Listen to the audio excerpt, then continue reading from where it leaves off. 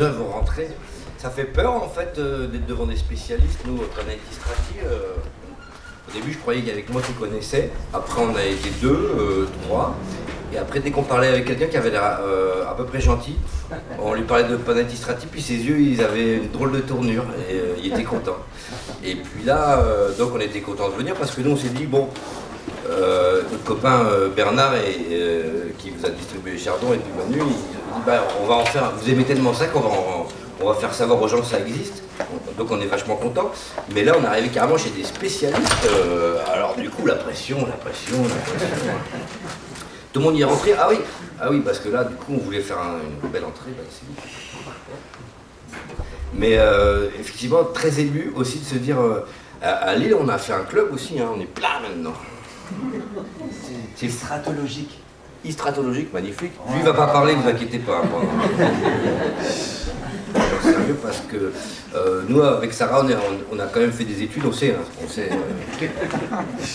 Mathieu un peu moins.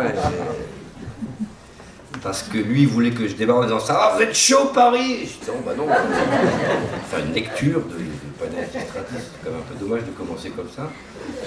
Voilà. En plus, un volet qui a été choisi qui est assez dur parce que l'histoire des haïdouks et puis la manière dont ils s'en emparent, c'est assez violent quand même cette affaire-là parce que moi je pensais qu'il allait parler on avait parlé de petites fleurs bleues et tout ça, et de chardon, et là c'est dur et c'est beau. Donc en fait on est tout ému, on a les mains moites, on est devant des spécialistes, hein.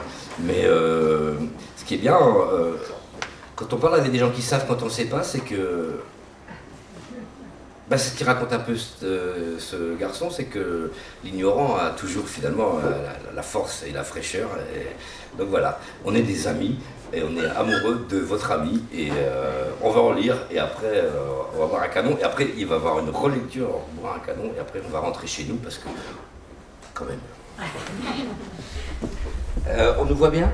Ouais. Moi je suis tendu. Pensez à autre chose là parce que mon intro était pourrisse. Super. Parce que normalement on voulait que Bernard qui tendait les chardons fasse la présentation, on a essayé l'autre jour, c'était nul. Qui étaient ces haïdouks ? Istrati s'en explique dans une lettre à Romain Rolland du 8 janvier 1924. Les haïdouks ont été en Roumanie du temps des occupations turques et grecques, de jeunes hommes révoltés par l'oppression. Ils quittaient les villages, gagnaient les forêts, armés, approvisionnés et encouragés par toute la population. De là, ils faisaient irruption sur l'oppresseur, hommes de gouvernement ou simples spoliateurs et satyres, qu'ils égorgeaient et volaient. L'argent allait au peuple, mais ces vengeurs nationaux allaient souvent, eux, au gibet, dans des batailles avec la potera, constituées de mercenaires qui poursuivaient les haïdouks. Une vie d'homme ne se raconte ni ne s'écrit. Une vie d'homme qui a aimé la terre et l'a parcourue est encore moins susceptible de narration. Mais quand cet homme a été un passionné, qu'il a connu tous les degrés du bonheur et de la misère en courant le monde, alors essayer de donner une image vivante de ce que fut sa vie, c'est presque impossible. Toutes les mères désirent que leur enfant atteigne à la prospérité bourgeoise. Pour ma part, avec mon âme de rêveur brûlée dès mon enfance par la soif d'aventure, je cadrais mal avec un tel idéal. La carrière, la famille, les enfants ne m'attiraient nullement. En suivant mon chemin, mon sort était de chanter les crampes de la faim, les nuits froides et sans abri sous les étoiles. Ma nature, trop peu faite pour l'étude livresque, me poussait avec force vers la connaissance de l'homme tel que je le voyais dans la rue. Il aimait et il souffrait comme moi. C'est à lui que je devais aller. Il est le A et le Z de la vie. Dès le début, l'ignorance de la langue me fit payer chèrement la joie d'écrire. Et d'écrire en français. Ma poitrine était un haut fourneau plein de métaux en fusion qui cherchaient à s'évader et ne trouvaient pas de moule prêt à les recevoir. Toutes les minutes, j'arrêtais la matière incandescente pour voir s'il s'agissait de deux N ou d'un seul, d'un féminin ou d'un masculin. On ne saura jamais combien de fois par jour je hurle de rage, m'ensanglantant la gueule, et brise mes dents en mordant feuilleusement dans cet outil rebelle à ma volonté. Le charme, le pittoresque, l'intéressant de la vie d'un homme à l'âme puissante, tumultueuse et en même temps aventureuse, n'est pas toujours dans les faits saillants de sa vie. Dans le détail réside le plus souvent la beauté. Mais qui écouterait le détail? Qui le goûterait? Qui le comprendrait surtout? Vous êtes d'avis que je devrais en quelques lignes expliquer le thème général que l'on retrouvera à travers tous mes livres. Je n'ai jamais pensé que je devais moi-même expliquer quelque chose à ce sujet. Je ne suis pas écrivain de métier et je ne le serai jamais. Livré à moi seul, je ne suis capable de faire autre chose que de la peinture en bâtiment, de la photo en plein air et autres œuvres communes à la portée de tout le monde. Le hasard a voulu que je sois pêché à la ligne dans les eaux profondes de l'océan social.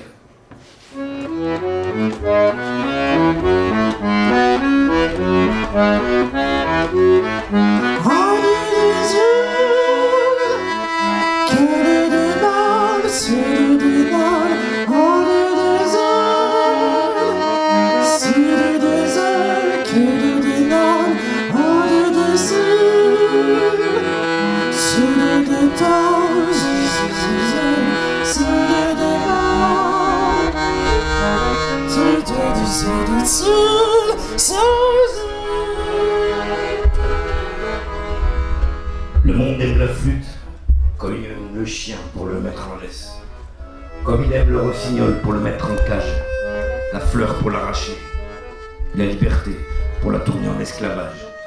Adrien Zographie, le A et le Z. Quoi faire? À quoi travailler? Pour gagner mon pain et nourrir mes enfants? Où que j'aille et quoi que je fasse, et sur ce qu'ils me poursuivent.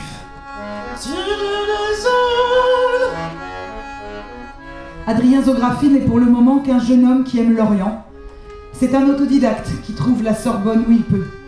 Il vit, il rêve, il désire bien des choses.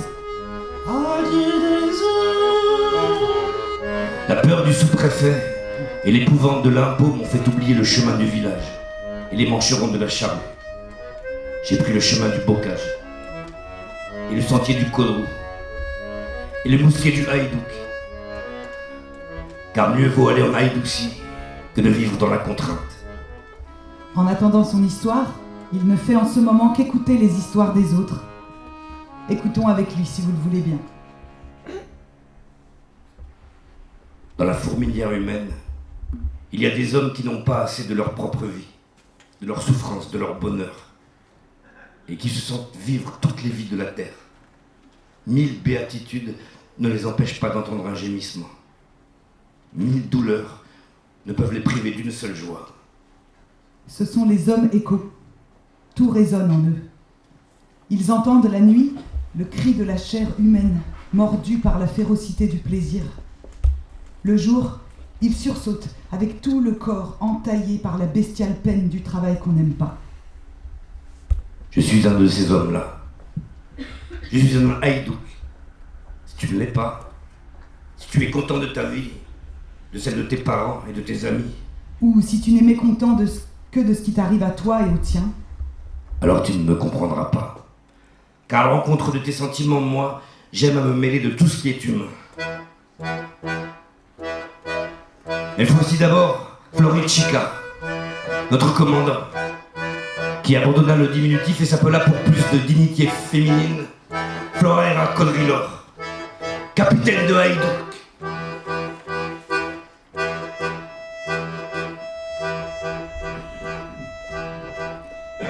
Vous voulez mettre sur mes épaules de femme le poids de la responsabilité et sur ma tête le prix de sa perte.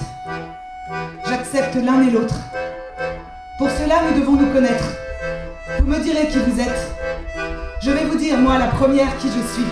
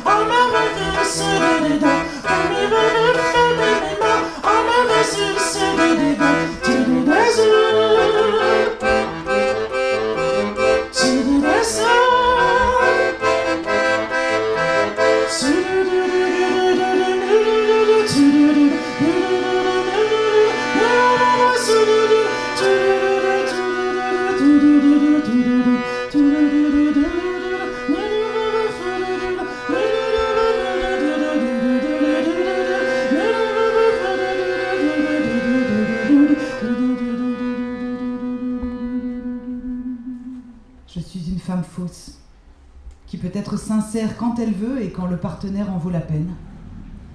Je n'ai pas eu de père, ce qu'on nomme être venu des fleurs. Ma première passion, en ouvrant les yeux sur la vie, fut de courir voluptueusement la poitrine au vent. Cet ami de mon enfance n'a que deux seuls êtres qui se passionnent pour lui, l'homme libre et le chien. Ils furent mes amis les premiers.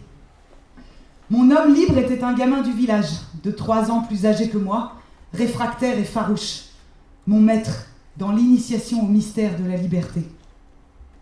Grossa devint l'âme de mes jours, et j'eus la joie de m'apercevoir que j'étais son unique ami.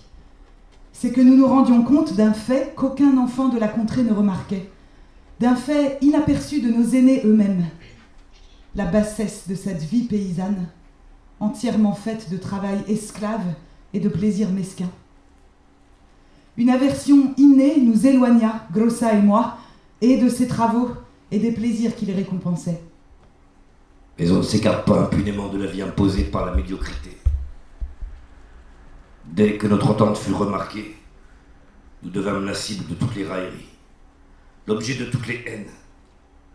Car on a beau ne pas gêner la médiocrité, s'effacer sur son passage, elle ne tolère point qui se distingue d'elle. Elle ne s'accorde qu'avec elle-même, ne supporte que sa peau. On nous accusa de concubinage précoce. Pourtant, quoique très développée pour mes 15 ans, je n'étais qu'une gamine, et Grossa d'une pureté vraiment enfantine. Ce n'était qu'une belle existence, créée de toutes pièces par nous-mêmes. Une île ensoleillée au milieu d'un océan de ténèbres.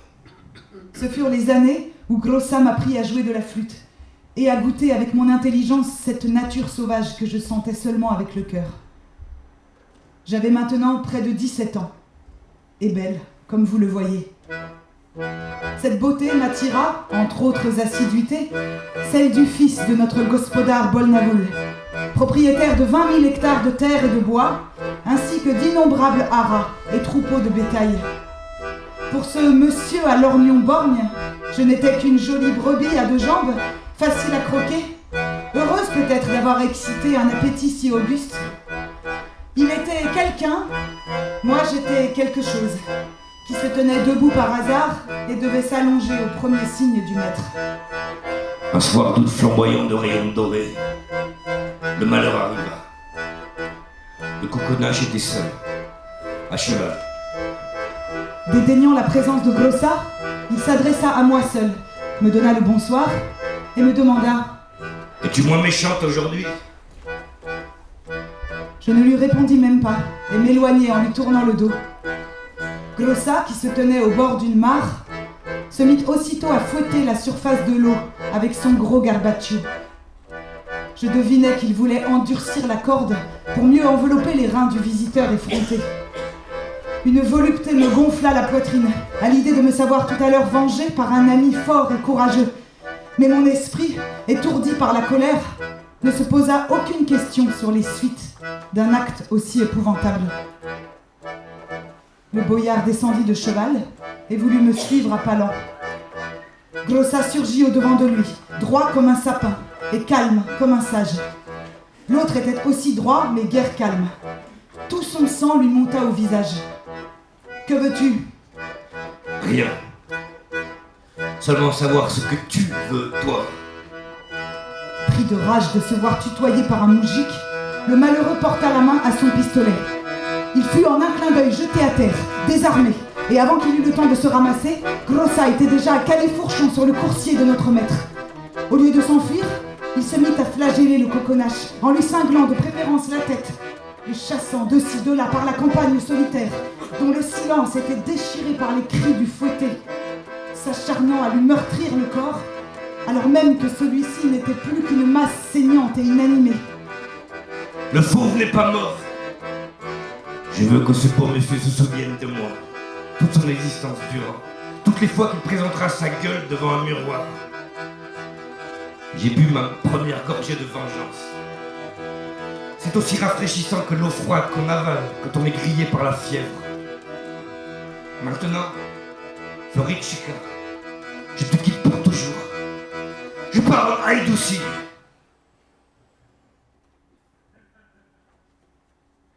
L'ami dont on se sépare à jamais nous est plus cher que celui qui nous revient pour toujours. Quand le dernier signe d'adieu me fut envoyé de loin par les mains aimées, je m'écroulai sur mon chien et enfouis mon visage dans la fourrure de son front aux yeux étonnés. Puis j'ai pris le chemin du retour, qui fut comme celui d'un enterrement. J'ai revu ma maison, ma forêt, mes bêtes, et tout me parut désolé, comme un pays dévasté par l'incendie. Un jour, un messager, envoyé par Grossa, vint me dire que Cosma passerait explorer notre région et voir si un coup était possible. Le billet où il me parlait de Cosma se terminait ainsi. J'ai mis un baiser sur la joue poilue de ce frère. Ramasse-le de la façon que ton cœur te le conseillera. Je l'ai trouvé sûrement, puisque l'homme n'a que 2 joues. Et je trouvais encore autre chose que je n'avais pas cherché, mais qui vient tout seul, comme la tempête. Cosma eut tout ce que les hommes peuvent avoir. Grossa eut mon âme à laquelle il tenait. Je sondais la profondeur de la mer avec mon doigt.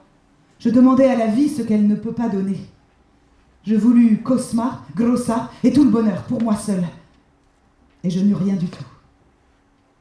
Je mis le masque de la fausseté et disparus dans le monde, d'où je vous reviens sincère, prête à faire tout le bien et tout le mal nécessaire à ce monde. Voilà ce que je suis.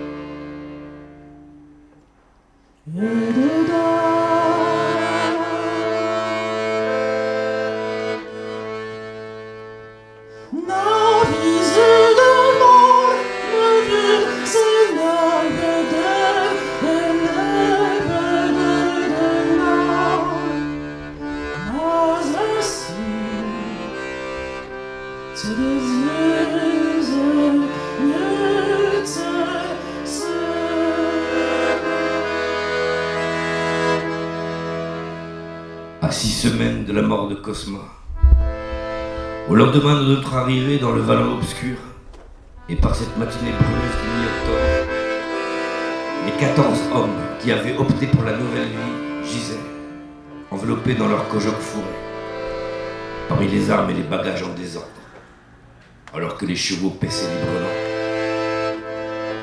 Heureuse quiétude anima. À toi, Élie est le sage, frère de Cosma et mon conseiller, à toi de nous faire savoir qui tu es et pour quelle raison tu as embrassé la vie de Haïdouk. Je suis venu habiter dans les bois pour y rencontrer la justice qui se sauvait de la vide. Mon père, que le diable l'emporte, était d'intention brave homme. Mais beaucoup d'hommes qui sont braves gens d'intention ne sont que des tyrans dans la vie intime. Il croyait pieusement en Dieu, tous les dieux, et les craignait tous. Pour se rendre agréable à tous, il prit dans son harem de belles femmes représentant les 3 grandes religions. Il laissa à sa maison liberté absolue dans le choix du culte, mais imposa rigoureusement ce choix, oubliant que le meilleur de tous les cultes, celui de n'en avoir aucun, n'y était pas représenté. Cosma osa le premier, âgé d'à peine 15 ans, manger, boire et fumer dès le début du ramadan. Nous fûmes 2 à tenir tête au père, qui d'abord essaya de nous faire rentrer dans la loi en nous affirmant que le prophète nous refuserait la vie éternelle. Tant pis pour la vie éternelle. Cosma déclara alors vouloir devenir chrétien. C'est la religion de ma mère et elle est moins pénible. Le prophète des chrétiens a mangé tous les jours et il a promis également une vie éternelle. Ça doit être la même. Le père, qui redouté d'offenser les autres dieux, s'inclina. Et voici arrivé le grand jeûne qui précède les Pâques chrétiennes. Nous trouvâmes cela absurde. Il n'est pas possible que, pour gagner la vie éternelle, il soit nécessaire de se bourrer de haricots secs pendant 2 mois. Mais notre existence, dans cette maison, devait empirer avec l'apparition des pulsions sensuelles. Cosma souleva sa part de voile, ma part, et celle de tous les ancêtres. Pareil au lévrier, il déambulait toute la journée en flairant, nez en l'air. Les maris, notre père en tête, étaient les seuls à se plaindre du fléau. Les femmes, elles, ne se plaignaient jamais. Cosma fut battu. Je bondis à sa défense. Je fus battu à mon tour. Mon frère demanda où il pourrait prendre ce que toutes les religions lui accordaient. Nulle part. Pour le moment, cette femme est une mère. Il y en avait des mères. Cette autre est une sœur. Des sœurs aussi, il y en avait. Les autres appartenaient à leur mari. Et elles ne demandaient pas mieux que d'appartenir à Cosma. Il y avait d'autres besoins dans la maison. Ceux de Kira, ma sœur. Au dire du père, ils étaient accablants. Père, je ne sais pas de quelle façon tu t'y es pris pour amasser une fortune, mais du moment qu'elle est là, je te prouverai pour ma part que je suis digne d'elle. Ce qui vient facilement doit s'en aller facilement. Où il y a beaucoup d'or, les larmes le dépassent en poids. Je me charge de te faire pardonner tes péchés en répandant un peu de joie là où ton or a semé la désolation. Tout dépenser sera ma meilleure prière. Et il y avait enfin mes besoins à moi. À vrai dire, ils n'étaient pas les miens, mais ceux de la justice. Dieu, si exigeant à mon égard, ne trouvait rien à redire à la cruauté de ses serviteurs qui commettaient autour d'eux les pires injustices. La Potera, composée de 200 mercenaires, poursuivait les haïdouks. Mais, fort heureuse de ne pas les rencontrer, ces sauterelles s'abattaient sur les villages, pillaient, violaient, torturaient, jetaient dans le désespoir un tas de communes innocentes, puis rentraient de cette promenade pour toucher leur solde. Dieu regardait et laissait faire. Alors j'en voulus à ce Dieu. Je haïs ces hommes-là. Là, mes besoins furent grands. Néanmoins, quoique séparés par la nature de nos goûts, Kira, Cosma et moi, nous nous mîmes d'accord sur les moyens de les satisfaire. Les forts volaient les faibles. Nous décidâmes de voler les forts, quels qu'ils fussent. Inutile de vous dire que, pour ma part, le passé ne me donne pas le droit de m'appeler un haïdouk. Nos vengeances furent mesquines et par trop intéressées. Toutefois, il y eut un exploit, un seul. Il nous fit grand bien aux yeux du peuple, et je m'en enorgueillis, car ce fut moi qui poussai Cosma à l'accomplir. À cette époque, les rapts d'enfants battaient leur plein. De tous les malheurs qui écrasaient la population, ce forfait était celui qu'elle supportait le moins. J'avais entendu parler de parents abandonnant leur chaumière, partant, comme des chiens enragés à la recherche de leur enfant, et disparaissant à jamais à leur tour. Dans notre département, c'était l'Aga de Braïla qui était le grand Kapkaoun. Son ami, l'évêque de Galatz, se régalait avec lui et préférait les garçons aux fillettes. Alors que le troisième ami, le boyard Doumitraki Karnou, avait des goûts contraires.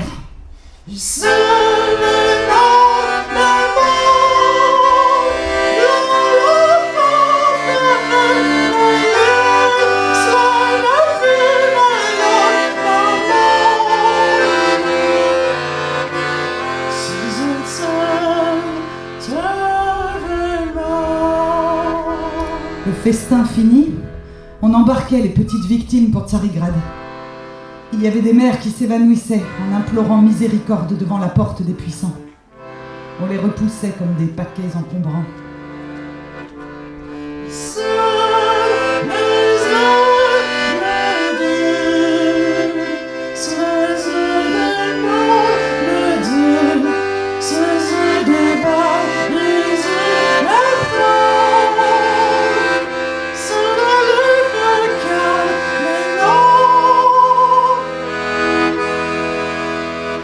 Comment ne pas devenir haïdouk? J'avais contre ces trois fauves une de ces haines qui rend le cœur joyeux devant la mort. Et voilà qu'un jour, on nous fit parvenir ce mot. Ce soir, à Braïla, des enfants verseront des larmes de sang. Soyez des haïdouks. On vous sait très loin et on ne vous craint pas. Eh, les haïdouks rassasiés. Qui veut me suivre pendant 10 heures sans manger? Qui veut risquer sa peau pour une mère qui s'arrache les cheveux? Pour des enfants qui maudissent la vie? À l'heure du premier chant des coqs, après une course pénible à travers brousse et marécages, nous arrivions au fossé qui entoure Braïla. La maison du malheur, blanche comme la neige, posait une tache de pureté criminelle sur un fond de deuil céleste. Les grands avant-toits déployaient leurs ailes noires et humides, celles d'un oiseau de proie monstre abritant une couvée funeste. Alors que les balcons en bois dur s'alignaient sur le blanc des murailles comme des ventres, prêts à accoucher d'une fourmilière d'agas et d'évêques Capcaoun. Au moment où nous réglions, à contre-cœur, le compte du concierge, 2 agents féroces de l'AGA tombaient dans les mains de nos hommes postés à l'entrée de service. Chose fâcheuse. Nous aurions voulu leur arracher d'abord les renseignements sur ce qui passait à l'intérieur. Une 3e brute ne tarda pas à nous satisfaire. Il fut traîné dans les ronces et cuisiné. Ces révélations nous firent dresser les cheveux sous des bonnets. En haut, rapporta-t-il, la débauche touchait à sa fin. Une fillette et 2 garçonnets gisaient, évanouis sur le parquet. L'Aga, l'évêque et le boyard de Mitrakin, ivre-mort, demandaient leur carrosse pour s'en aller coucher à la préfecture. De domestiques, il y en avait encore 3, chargés d'emporter les 3 victimes après le départ des maîtres. Pour le prix de ses aveux, il implora sa grâce. Ce fut la première canaille que mes mains étranglèrent voluptueusement. Mais notre attente fut longue pour avoir le gros gibier. Personne ne descendait plus. Envahir la maison, c'eût été courir le risque de réveiller une armée de domestiques, engager une bataille, affronter peut-être la Potera tout entière. Nous savions qu'avant l'aube, l'orgie prendrait fin. Il fallait donc permettre à l'envoyé suivant d'aller chercher le carrosse. Nous retirâmes dans les broussailles, d'où nos regards surveillaient la porte. Et voilà que les 3 satyres surgirent, l'un après l'autre. 3 grosses pourritures informes, empaquetées dans leur tchouba, se traînant à grand-peine avec le secours de la valtaille. La portière se referma sur le dernier. L'équipage fut prêt à s'ébranler au moment même où des centaines de coqs emplissaient l'aube de leurs chants ininterrompus.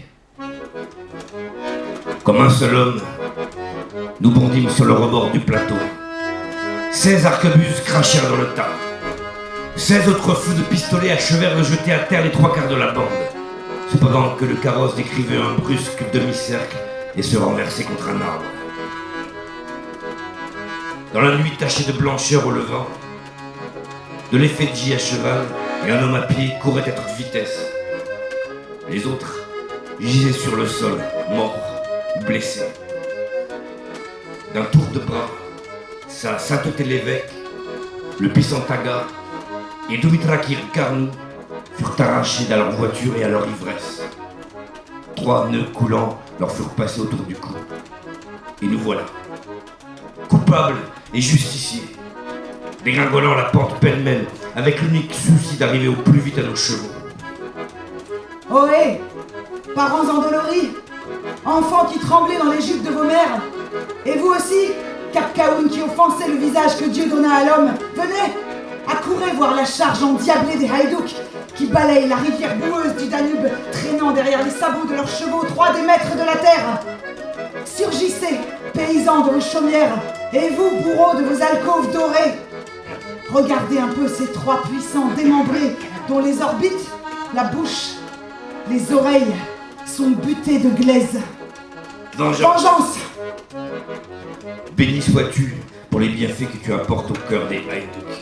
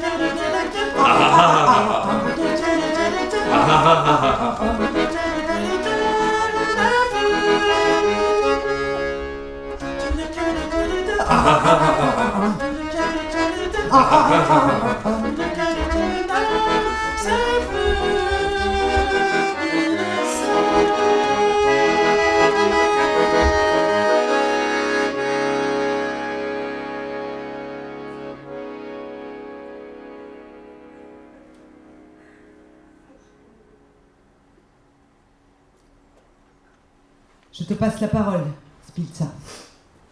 Enlève le voile qui te cachait nos yeux. Ouvre ton cœur avec franchise. Raconte-nous ta vie. Tes joies, tes souffrances, tes haines.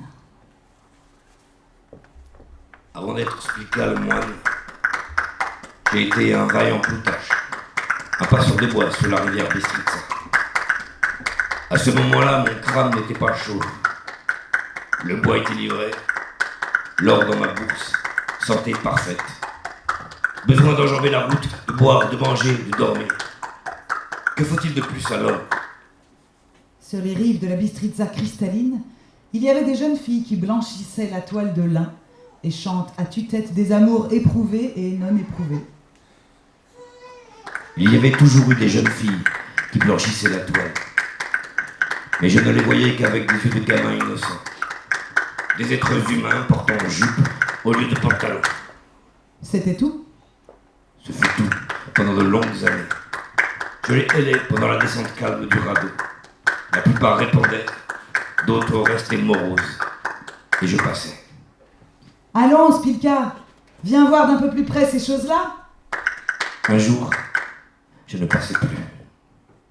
Tu ne viens pas pour nous faire du mal. Tu es des nôtres. Vous faire du mal? Bien sûr que non. Vous m'avez appelé, je suis venu. Elles ont crié comme ça pour blaguer. On s'ennuie toute seule. Tu as crié aussi? Non, je n'ai pas crié. Mais je te connais depuis l'été dernier, je ne pense pas que tu sois méchant. C'est pourquoi je suis restée. Il y en a des méchants, Beaucoup. même des cloutaches. Souvent. Alors je m'en vais. Dis-moi seulement ton nom. Je m'appelle Sultana. Et moi, Spilka. Et pourquoi penses-tu, Sultana, que je ne suis pas méchant? Parce que tu suis toujours ton chemin et ne fais pas attention aux cris des femmes. Aussitôt parti, je ne fus plus le même homme. Je ne souffrais pas. Je ne sais pas même aujourd'hui ce que c'est que le mal d'amour qui tenaille le cœur. J'aimais Sultana comme l'enfant aime son oiseau en cage, en lui donnant toute sa pensée. De tout ce grand et beau monde, un seul point m'intéressait. Le pays des Sultanas. Spilka n'était plus un homme libre. Eh bien, Spilka, on ne fuit pas son destin. Tout homme doit heurter un jour le caillou qui le détournera de son chemin. Allons trouver ce caillou. On verra ce qu'il veut faire de toi. Décision rapide. J'irai demander Sultana en mariage. Elle ne fut pas étonnée de me voir, ce qui me déconcerta. Comme sur la rive de la Bystritsa, 2 mois auparavant, elle se tint droite et me posa presque la même question. Bonjour, Spiltza. Quel vent t'amène chez nous? Si tes pensées sont honnêtes, entre. Honnête, Sultana, je te jure devant Dieu, je viens pour te demander si tu veux faire de Spiltza ton mari. Tante, c'est un Voynik, travailleur de la Bystritsa. Spilka le Plutarche. Elle est sourde, mais aussi un peu revenue à la raison de l'enfance. La pauvre femme est veuve depuis longtemps. Voici 3 ans qu'elle a vu son fils unique périr dans une rixe. Alors elle est venue habiter avec nous. À ce moment-là, j'avais encore mon père et ma mère. Ils sont morts l'année suivante. Depuis, nous sommes seuls. Tu vois, Spilka, ce n'est pas très gai chez nous. Et ce n'est pas tout. Spilka, tous nos malheurs ne tiennent pas dans le peu que je viens de te raconter. Il y en a d'autres. Je ne voudrais pas te les dire. À quoi bon? Mieux vaut se plier devant le destin. Je ne suis fautive en rien. À 22 ans, je suis encore telle que ma mère m'a faite. Le mal est plus grand que tu supposes, plus grand même que si j'avais un enfant des fleurs. C'est le Logofa Kostaki. Nous dépendons de lui comme tous les habitants. Il peut nous laisser vivre ou nous tuer, à sa guise. Et la jeune fille qui attire son attention ne peut pas lui échapper. Elle a le choix entre le déshonneur et la ruine de sa famille. J'ai réussi jusqu'à présent à me défendre. Pendant un temps, j'ai espéré dans un mari qui me protégerait contre ceux qui sont venus de loin comme toi pour m'épouser et m'emmener dans leur pays. Un autre malheur s'est dressé. Ma tante ne veut pas me suivre. Elle a tous ses morts enterrés ici. C'est parmi eux qu'elle veut reposer. Maintenant, Spilka, tu sais tout, sans connaître l'horreur en détail. Il n'y a rien à faire. Je serai ton malheur. La façon dont on meurt ne m'est pas indifférente. J'ai mes préférences. Plutôt que de périr le nez dans une mare, j'ai même eu me faire déchiqueter par les vagues. Aussi, j'allais, l'après-midi du dimanche suivant, affronter celui que Tom de Voynich craignait. La fière aura moldave battait sa cadence au son de 3 instruments tziganes. Une trentaine de filles, dont Sultana, une vingtaine de gars. On transpirait un peu car le soleil dardait, mais cela ne faisait rien aux danseurs. À mon arrivée, des regards fouilleurs me firent comprendre que le village avait été bruité de la nouvelle de mes fiançailles avec Sultana. Pour confirmer ce bruit, j'allais saluer ma future et sa tante. Après quoi, tout seul, à une table isolée sous les pruniers, je demandai une oca de vin et assistai paisiblement à la danse. Il vint. Un galop souleva un nuage de poussière sur la route et fit passer un frisson dans toute l'assistance. Tous les chapeaux le saluèrent.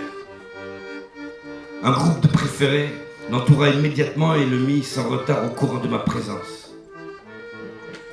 Je me dirigeai vers la Hora, qui venait d'entamer une nouvelle danse, séparai Sultana de l'ami qui lui donnait la main, et me mis à danser entre les deux jeunes filles. C'était correct. Ce que fit le Logofa le fut moins. On sait qu'un garçon, en entrant dans la Hora, ne doit jamais séparer un danseur de la main d'une danseuse qu'il agrée. C'est une règle absolue, respectée par tous ceux qui ne cherchent pas la dispute. Au moment où je m'y attendais le moins, une main saisit mon poignet par derrière, du côté de Sultana. Je me retournai, la ronde s'arrêta. Les tziganes se turent. Blême, devant moi, le reptile me toisa d'un regard haineux et d'une voix étranglée. Tu permets que j'y entre ? Entre ailleurs. Je veux ici. Si tu veux ici, tiens. Un coup de genou dans le ventre l'envoya par terre. Un gémissement de bête égorgée et le vaillant s'évanouit. Personne ne vint à son secours. Le cabaret se vida. Les femmes s'enfuirent. Un vieux s'exclama « Ça, c'est une grosse histoire. » Et je criai aux musiciens « À dimanche prochain, je vous engage pour jouer avec mes fiançailles, avec Sultana. » Une mère qui conduisait son enfant se signa et dit « Que le Seigneur nous préserve du malheur. » Le dimanche de nos fiançailles, le cabaretier supprima la Hora par crainte du scandale. Les jeunes gens du village buvaient et parlaient sans animation. Une partie d'entre eux resta sur la réserve, mais d'autres vinrent me dire que toute la commune se réjouissait de la façon reçue par le chien de sa leçon.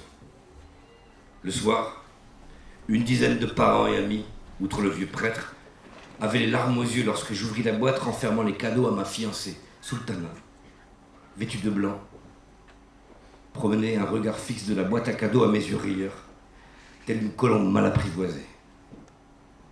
Ce ne sont pas des idées noires, Spilka. Je sais que je ferai ton malheur. Je le vois venir. C'étaient les paroles sur lesquelles je m'étais séparé de Sultana le dimanche précédent. Maintenant, je remonte le pays en côtoyant la rivière. J'ai faim. Je suis fatigué. La route est solitaire et détrempée. Et encore 2 lieues jusqu'à la maison. Dans la nuit noire, un bouc tout aussi noir surgit à 2 pas de moi. traverse la route et disparaît. Et quoique je sache bien que c'est un bouc comme tous les boucs, un vrai, que son propriétaire cherche partout, je me dis tout haut, c'est le diable. Tard dans la nuit, j'arrive couvert de boue et transpirant. La maison de Sultana est très éclairée. Beaucoup de cierges brûlent. Ça y est, je me dis, la tante est morte. Maintenant, je sais pourquoi tous ces signes du malheur sur mon chemin. Tu ne sais rien du tout. Car la vieille tante est là, debout, dans la grande chambre, s'occupant à fignoler la toilette de ta fiancée qui, elle, est couchée, toute parée de ses effets du mariage, plus belle que jamais dans ce cadre de cierge aux flammes vacillantes, éclairant son visage pâle, blanc, tiré par les griffes de la mort. Les longs cils blonds ne papillonneront plus. Entre ses mains, posées sur la poitrine, le mouchoir avec les monnaies exigées des morts par les douaniers qui leur ouvrent les portes de l'au-delà, par-dessus le linceul. Et toi, Spilka, tu restes debout, sur le seuil, et tu regardes tout cela comme les autres. C'était écrit. Elle s'y attendait. Avant-hier soir, pendant qu'elle ramassait le foin, toute seule, dans le champ, il est venu et l'a traînée dans le bois. Ma petite Sultana n'a pas pu supporter l'offense. La nuit, c'est pas comment, elle a fait fondre le phosphore de 8 boîtes d'allumettes et a bu le poison. Elle est morte hier au soir, après les vêpres, sans vouloir prendre du lait pour vomir. C'était écrit. Du moins, elle reposera aux côtés de ses parents. Ils l'appelaient à eux peut-être. Les morts n'aiment pas à rester seuls.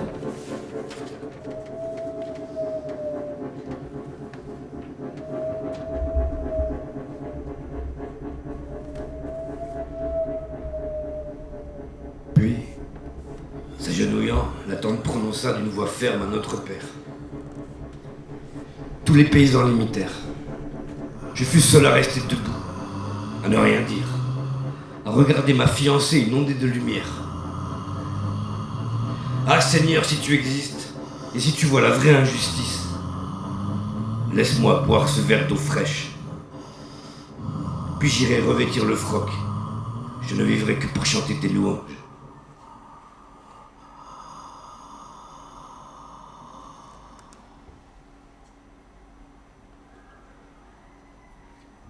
La veille de ce dimanche d'octobre où je devais célébrer mon union avec Sultana, au lieu de me retrouver dans la fièvre du plus réjouissant jour de ma vie, je me trouvais face à terre, en travers de la route, l'oreille braquée, sans âme, sans Dieu, sans espoir.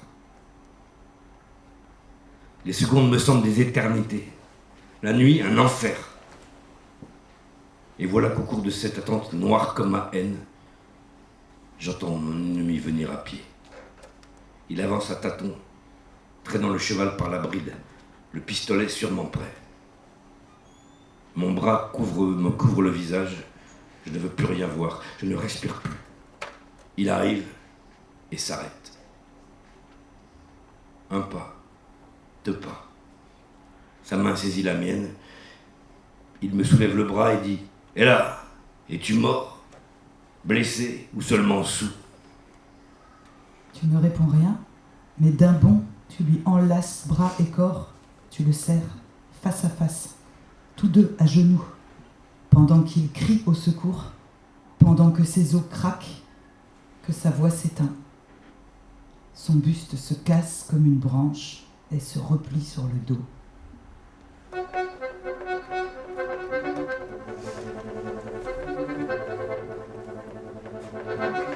Le monastère du Mont Athos, une caserne fortifiée qui renferme 600 moines. Celui qui est bête et croyant, tel que je l'étais, coupe le bois, attrape le poisson, prépare l'huile et les olives, cultive la vigne, engraisse les chapons, prie pour lui et pour tous les intelligents qui discutent sur l'existence de Dieu, et qui, eux, mangent tout, boivent tout, et déchargent leur virilité à Caréa, où il y a des femmes discrètes. ou bien entre eux, en franche camaraderie. C'est là-bas que je suis devenu haïdou.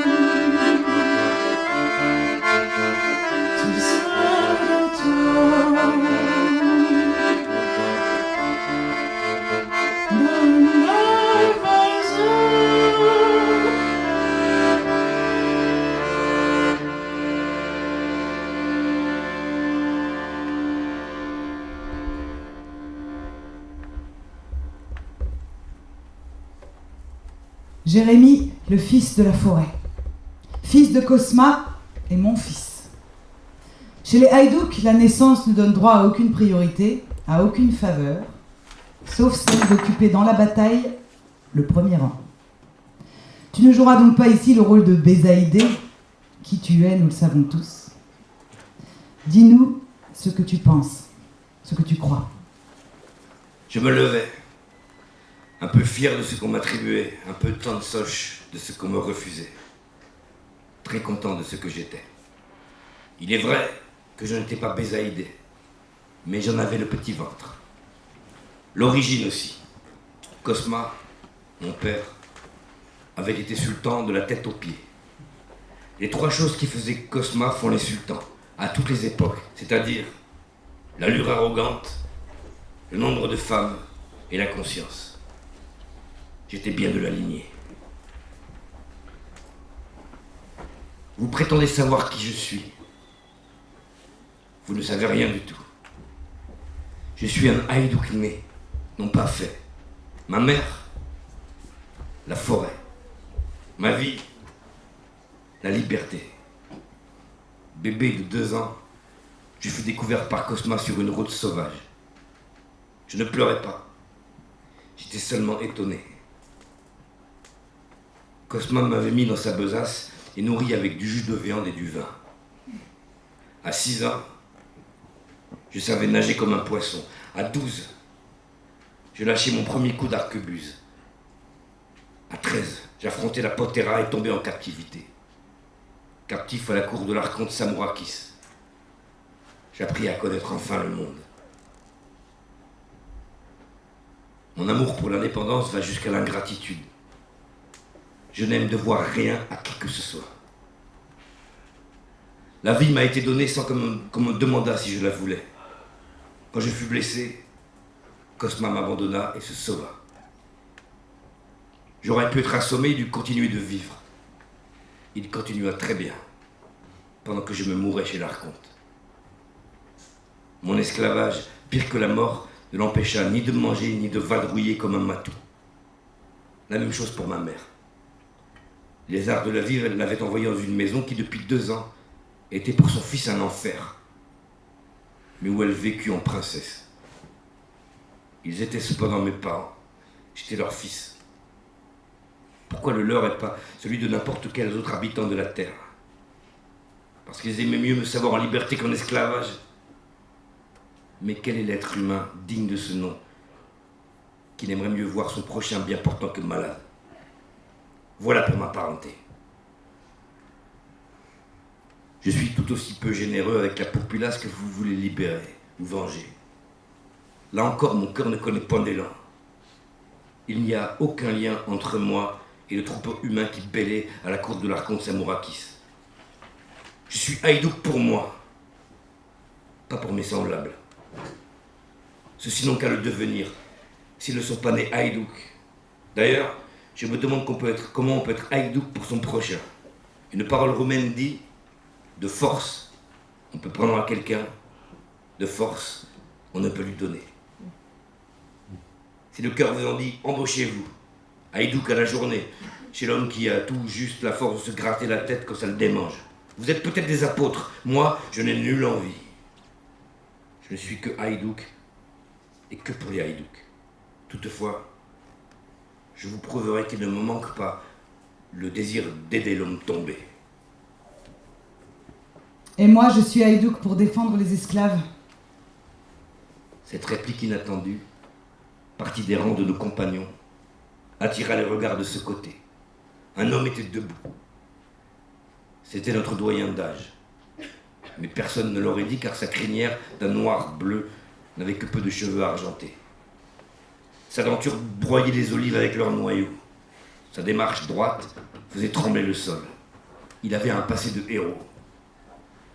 Aux yeux étonnés qui le fixaient, il répondait ainsi. Je voudrais répondre à ce jeune homme si fier de son origine et qui ne veut défendre que la liberté des haïdouks. Pauvres esclaves, je plains leur sort.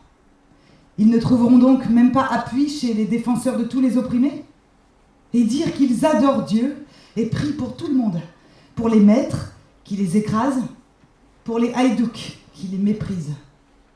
Vraiment, c'est à se demander ce qu'il leur faut de plus aux maîtres pour devenir meilleurs et aux haïdouks pour savoir pardonner. Le haïdouk qui te parle maintenant est le bâtard d'une esclave, progéniture d'un fils de noble, car tu ne sais peut-être pas que les nobles sont des hommes comme nous. Eh bien, je me suis refusé à servir les nobles. J'ai gagné la forêt à l'âge de 10 ans, et voici 50 ans que j'y vis. Je me suis battu sous les ordres du haïdouk Gianni. J'ai servi le grand Pandour, Tudor Vladimirescu, pour finir par échouer dans la bande de Cosma. Tous les 3 ont été des tyrans, et moi, leur esclave. Il est vrai que leur tyrannie fut noble, mais mon esclavage n'en fut pas moins dur. Qu'on soit tant pendu par Tudor ou par l'archonte Samourakis, on est toujours pendu. Et vois-tu, je me suis plié. J'ai enduré fréquemment des injustices criantes. Je l'ai fait parce que c'était pour une idée. Je l'ai fait encore parce que j'avais peur. Je me disais, ça va mal avec le mal, mais ça pourrait être pire sans le mal.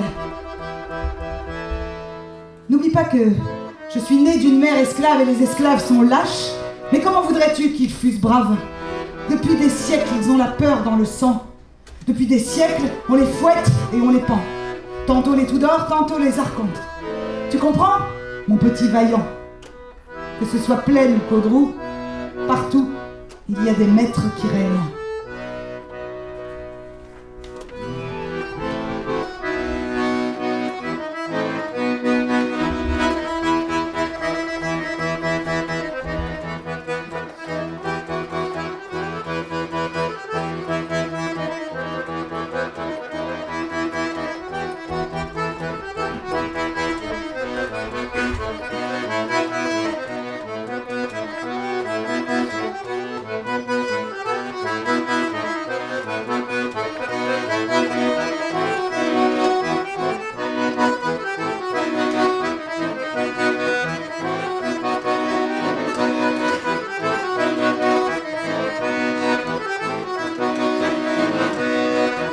Le printemps,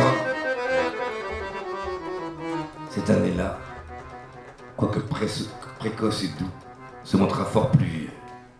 Aussi fut-il possible à notre troupe de quitter sa retraite un peu plus tôt que les haïdouks n'en ont l'habitude.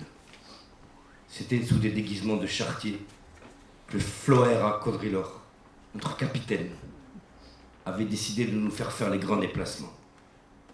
Il nous fallait maintenant nous rapprocher de notre frère le paysan, abruti par 4 siècles de spoliation, et lui faire comprendre que les haïdouks seraient impuissants à le délivrer du joug aussi longtemps qu'il couprirait dans l'animalité. Et il nous restait entendu que tout en poursuivant ces tentatives de soulèvement, ne nous abstiendrons pas de piller et châtier d'aventure certains gros coupables. Nous ne devions pas moins considérer que ces actes comme secondaires, bons à tenir le peuple en éveil. Tel était le plan de cette femme au cœur noble et au cerveau lucide. Elle l'avait lentement élaboré et mûrement réfléchi. D'habitude, chaque chef et sa bande agissaient isolément dans une région qui leur était familière, brillaient quelque temps comme des météores et s'éteignaient promptement, que ce fût au gibet ou dans une bataille avec les poters. Maintenant, une femme les exhortait au ralliement. Venez, amis, sur les sommets du Foucou, près de la source de Tazlal. Ce n'est pas moi qui vous appelle, c'est la souffrance du pays. Vous avez des braves qui vous obéissent en hommes libres. J'en ai moi aussi. Mais que faites-vous de tous ces cœurs généreux? Rien, sinon les pousser au meurtre. Et quoi? L'homicide seul a-t-il avancé d'un pouce la charrue de l'esclave? A-t-on jamais vu un homme rendu plus intelligent, plus courageux et plus digne pour avoir coupé la tête d'un autre? Nous sommes des héros, nous agissons comme des assassins. Et nous mourrons plus mal que les chiens. Assez. Plus de rancune personnelle. Je serai votre sœur, passionnée comme une amante. Et nous nous plierons tous, à une tâche bien plus lourde qu'une attaque vengeresse, mais beaucoup plus efficace pour le relèvement de nos frères vaincus. Floarea Caudrilor, capitaine de Haïdouk, vous attend sans faute dans la première semaine du mois des fleurs.